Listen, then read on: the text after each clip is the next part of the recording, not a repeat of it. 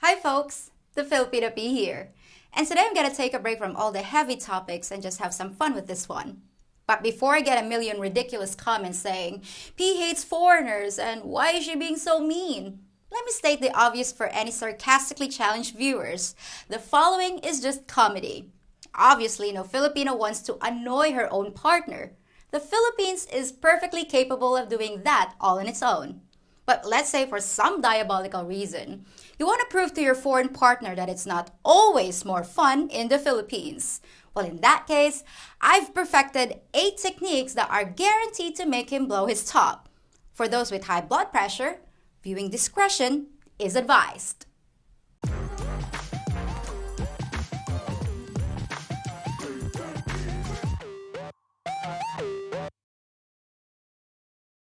Pennywise, pound foolish. One way to make your foreigner see red is to refuse to spend money on something you really need, like getting a cavity filled. When your partner's watching, hold your jaw and moan like you can barely carry on. And when he demands that you immediately see a dentist, calmly explain that it's okay, you can deal with the pain.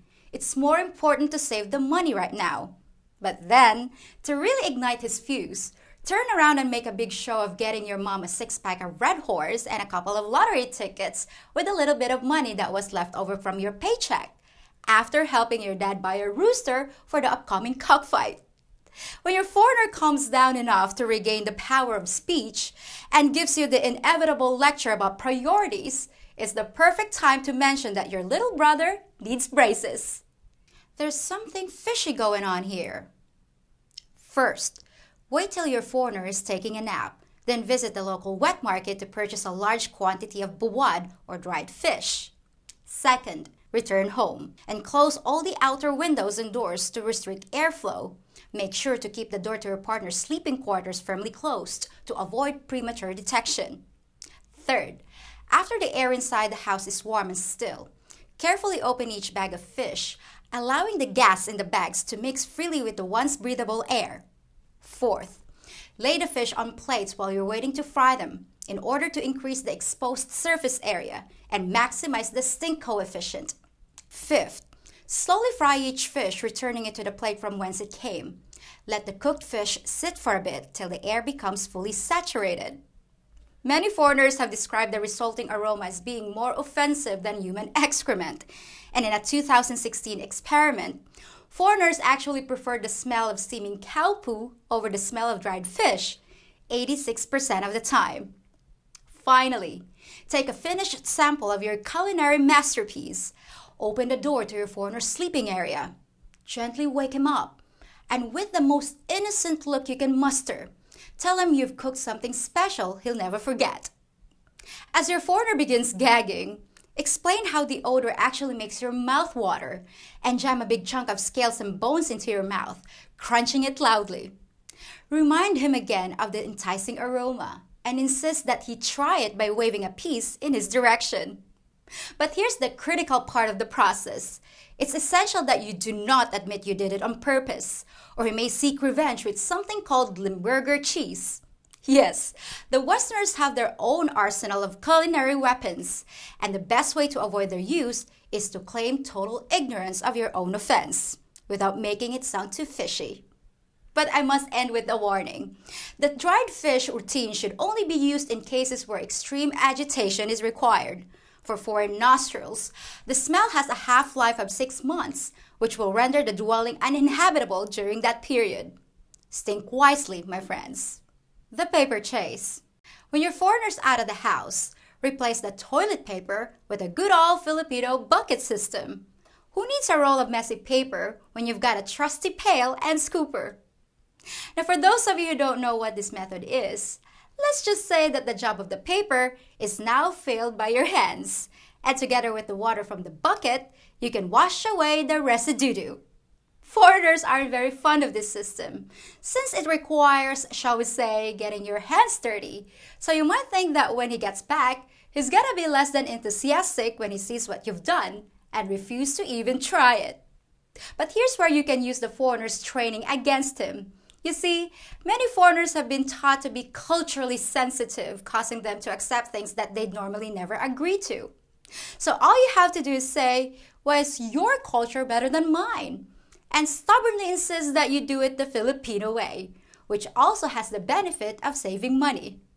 He probably won't like it, but in no time at all, you can teach your foreigner to scoop the poop and see how long he can stand using the hand. Odd man out.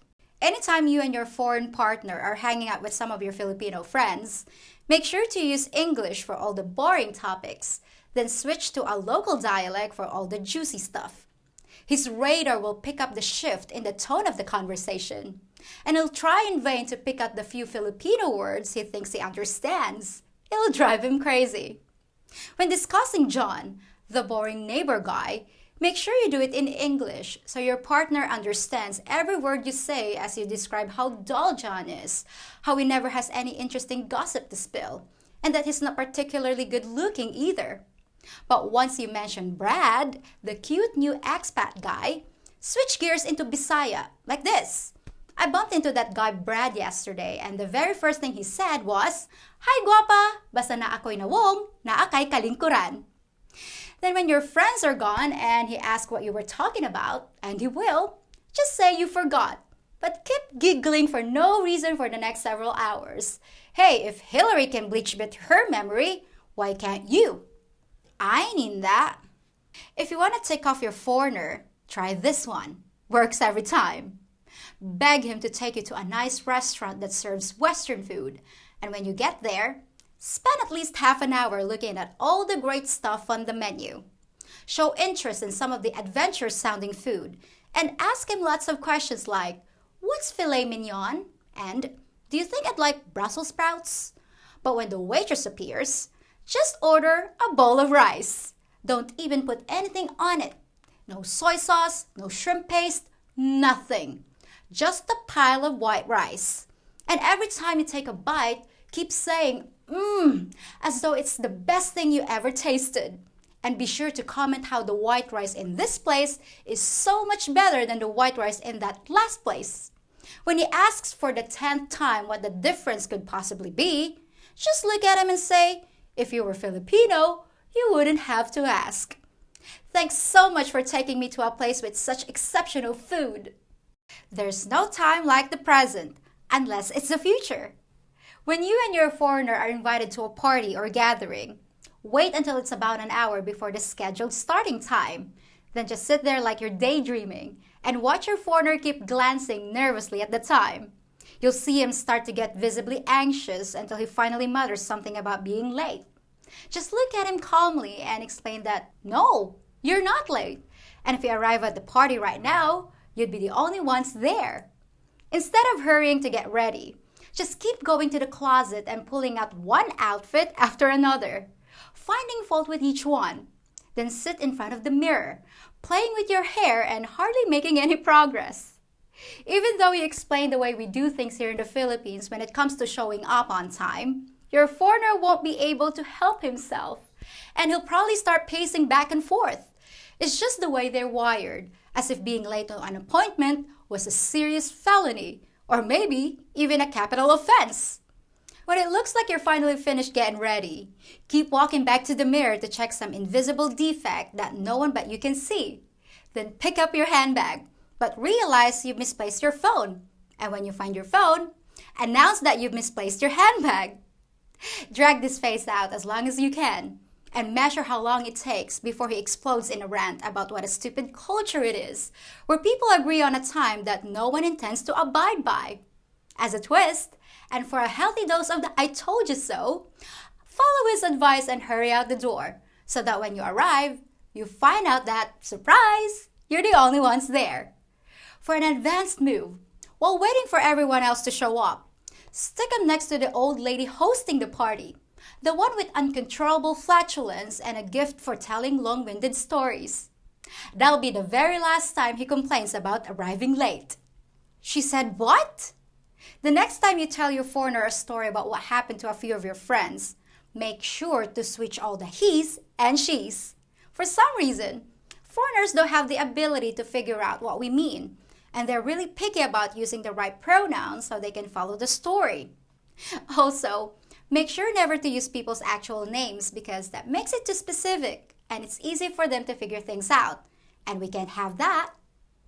Anytime you refer to a male, say she. And when you mean a female, half the time say she and half the time say he. Even if your partner listens carefully and tries to follow what's going on, he doesn't stand a chance. Here's an example. Your friend Mark gave your other friend Maria a ride to the store. He lent her some money so that she could buy her dad a birthday present, and she promised to pay Mark back. But when you tell it, the story goes like this. She gave her a ride to the store, and she lent him some money so that she could buy her a birthday present, but he promised she'd pay her back.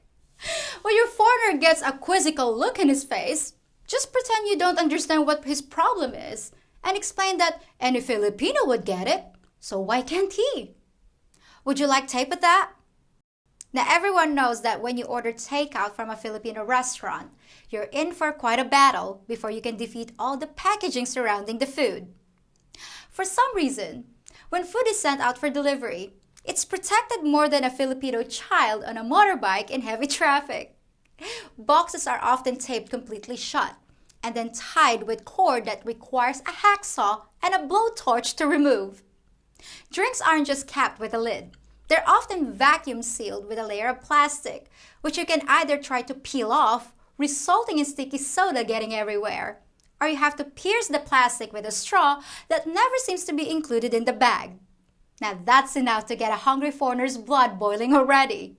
So this is the easiest method to put into action. If you want to upset your partner, just have some food delivered, but hide the scissors first. And there you have it.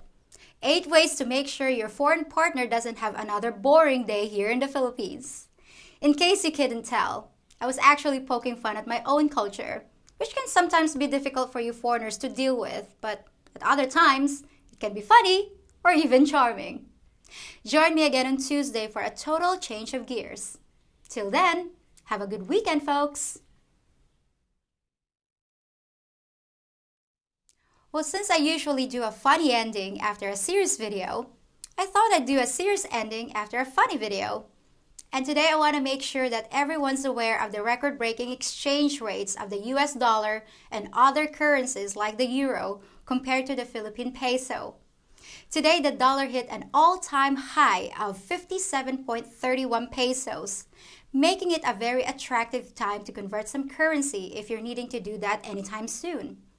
Although no one knows how high the exchange rate will go or sink again, just a few years ago it was about 48 pesos to the dollar, so it's increased by almost 20% since then. The downside of that, of course, is that Western imports are significantly higher now, so those of you living here that like your imported steak and other goodies are gonna have to shell out some extra cash. So just a heads up, to any of you that want to buy some pesos, it might be a good idea to do it right now. See you next week.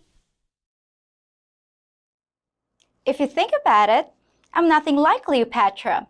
I never married my brother, I never ruled a nation, and I certainly don't live in denial. In fact, the only thing we have in common is an appreciation of slightly older men. You could consider me a diplomat though, because my videos attempt to bridge the gap between the sexes and between Eastern and Western cultures. I'll always bring you something new to consider, and I hope you enjoy my efforts. If you do, please remember to hit the thumbs up and subscribe buttons, as well as the little notification bell so you can see my future content. And if you don't like my videos, then you can kiss my ass.